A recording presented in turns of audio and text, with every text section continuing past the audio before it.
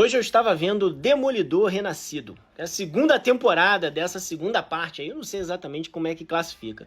Mas eu gosto muito do Demolidor, gosto. É um super-herói que é advogado, ou seja, ele é da área de humanas. Rola uma identificação, porque os outros heróis, o Homem de Ferro, o cara lá do Quarteto Fantástico, enfim, o próprio Homem-Aranha, todos eles são heróis da área de exatas. Esse não, esse é um advogado. Ele tem chifre, não quero falar sobre isso, mas enfim, rola uma identificação com o nosso Demolidor.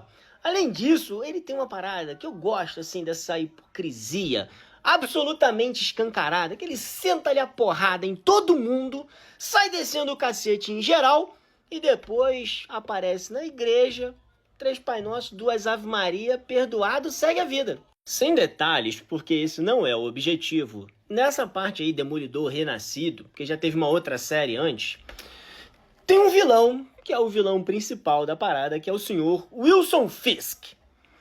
O Wilson Fisk, para quem não ligou o nome à pessoa, é o famoso Rei do Crime. E assim, o Rei do Crime tem esse nome por um motivo, né?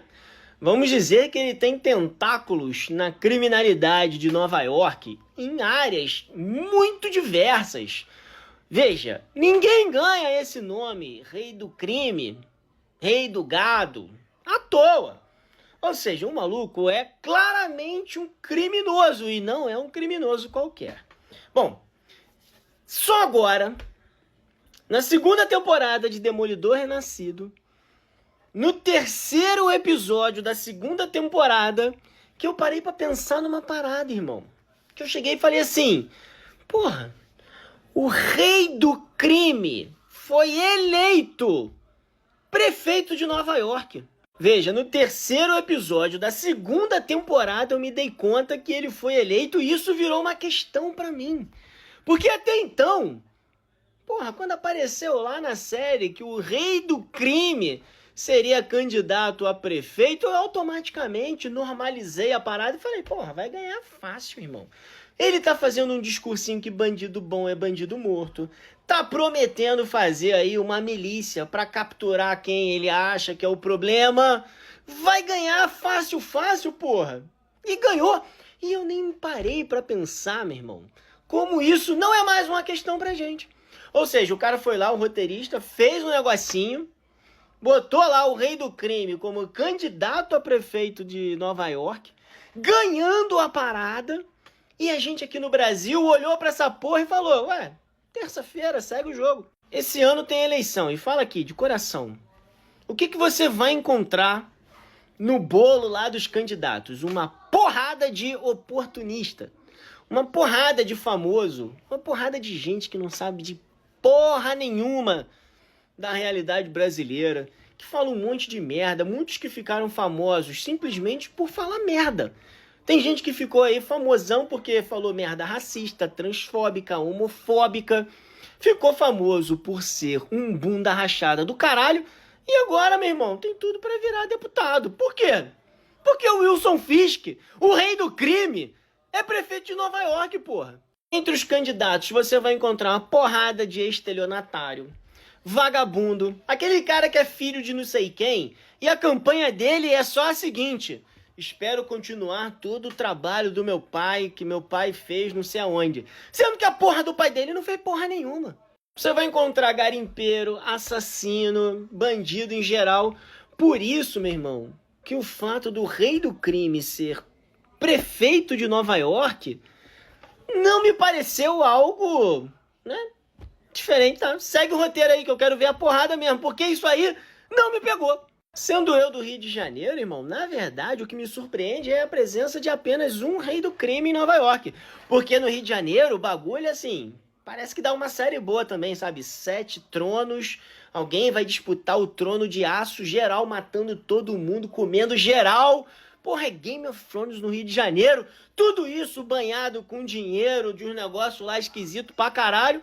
Porra, meu irmão, eu não fiquei nem um pouco chocado, sabendo que o prefeito de Nova York se chama Rei do Crime e tá fazendo tudo de forma criminosa com uma milícia controlada por ele dentro da prefeitura. Porra, quarta-feira de manhã no Rio de Janeiro. Outra parada da série é o seguinte, o Demolidor é cego. Só que ele tem uns poderes lá, radar, sente cheiro pra caralho, escuta a porra toda, parece um morcego evoluído, um super golfinho, uma parada dessa aí. E, porra, trabalhando como advogado, ele fica lá ouvindo o batimento do rapaz ali e ele sabe quando a pessoa tá mentindo ou não. Isso porque ele não conhece o Flávio Bolsonaro, que é sonso pra caralho. E, porra, meu irmão, nem mexe o coração, mente rindo, mente fácil. Já falei do rei do crime, vamos voltar ao Demolidor. Bom, ele é advogado e sai espancando geral na rua porque ele consegue perceber, demora pra caralho, né, que a justiça falha, que a justiça só prende pobre, que tem um bando de gente pobre que vai preso porque não consegue pagar um advogado e um bando de rico que é culpado, mas tem advogado pra caralho, que fica solto e aí ele resolve enfiar a porrada nos outros na rua porque ele percebe tarde pra caralho que a justiça não tem nada de justa. Que a justiça é uma coisa, o poder judiciário é uma coisa, o justo é outra, completamente diferente. E aí o nosso Demolidor fica muito irritado porque o rei do crime, que é prefeito, está utilizando a prefeitura para expandir os seus negócios privados e ilícitos. Mas eu falei assim, porra, sério mesmo? Tipo, sexta-feira, no Rio de Janeiro. Agora, diante desse quadro, eu também pensei no seguinte. Irmão, e se os negócios forem lícitos? Não diretamente do prefeito, do governador, do político, do presidente, mas se o Estado servir para potencializar os negócios de uma classe dominante. E se for assim, será que o Demolidor ia ficar puto com isso?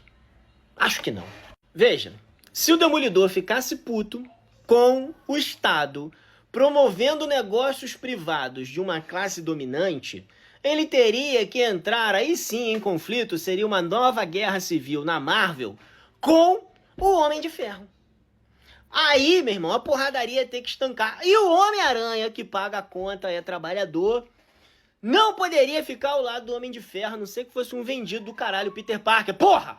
Tem que ficar ao lado do trabalhador. E nesse caso, o Capitão América ficaria ao lado do Homem de Ferro, porque o Capitão América é o símbolo de quê? Das forças repressoras do Estado, que servem justamente para promover os negócios da classe dominante e quem não gostou, leva com escudo na cabeça, porra. No caso do Brasil, é tiro mesmo.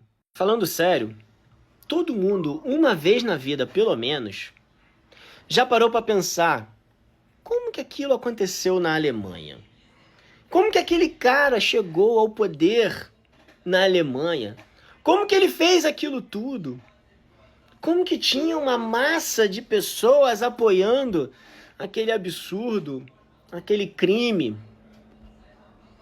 Como que o rei do crime virou prefeito? Hoje a gente sabe. Hoje, pelo menos, a gente entende como isso é capaz. Hoje, pelo menos, a gente sabe os mecanismos que são utilizados para que essas pessoas cheguem ao poder. E essas pessoas nunca chegam ao poder pelo que elas são individualmente. Elas chegam ao poder por aquilo que elas representam. Trump, Hitler, Mussolini, Bolsonaro foi normalizado, Bolsonaro foi aceito, apesar de tudo que ele falou e apesar da pandemia. Isso está acontecendo novamente com o filho dele, Flávio Bolsonaro. E acontece por quê? Porque frações, setores da classe dominante entendem o seguinte: é melhor entregar o poder para uma família desajustada que briga entre si, que vai querer ficar lá, dar golpe e tal, mas que pelo menos vai acabar com as suas férias, com o seu 13º, não vai falar em fim da escala 6x1, que vai manter as mamatinhas no transporte coletivo para as empresas privadas ganharem dinheiro pra caramba, que vai privatizar a universidade, todos os hospitais, enfim, que vai fazer com que a burguesia, com que a classe dominante fique mais rica.